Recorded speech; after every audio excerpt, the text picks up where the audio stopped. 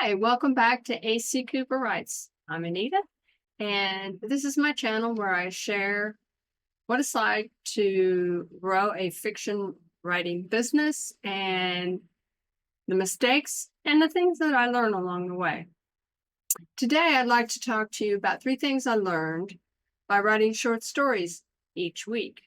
Now, I have promised my Substack followers that I would provide a short story for them to read.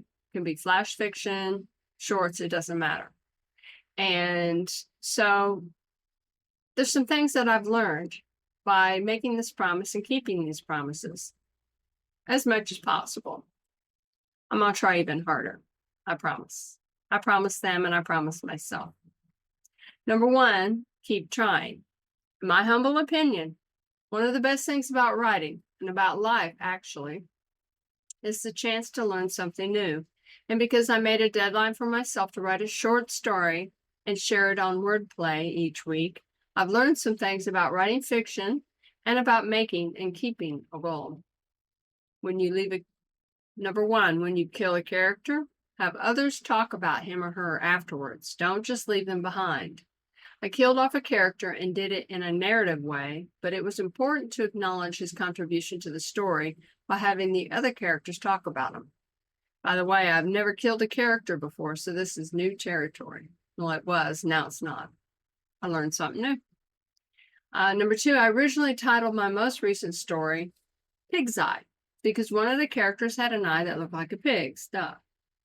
But it didn't really fit the story. So I ditched the title and had to come up with a new one. I'm not a big fan of the one I picked, but it can be changed if I want it. Point being, don't hang on to something if it doesn't serve the story in some way, especially something that stands out, like a man with an eye that is small like a pig's. And number 3, don't worry about deleting words. Just do it if the story requires it. Words don't expire and they're not precious. You'll make new ones. The second thing I learned is to set goals that you're unsure you can reach. Creating the challenge of writing and posting a new short story for subscribers each week and failing at it, unfortunately, isn't all bad. I now have 3 more short stories to create covers for and publish at some point, so I'm pleased with the results.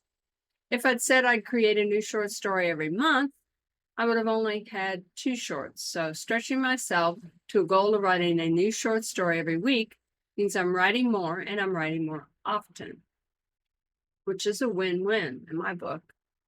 Given that the first short story I published for the world at large, Murder in Blue Lake, was uploaded to Amazon way back in 2016. And now, nearly 10 years later, I've only published 7 shorts. It's a massive improvement, I would say, to have 3 shorts in a month that I can now publish.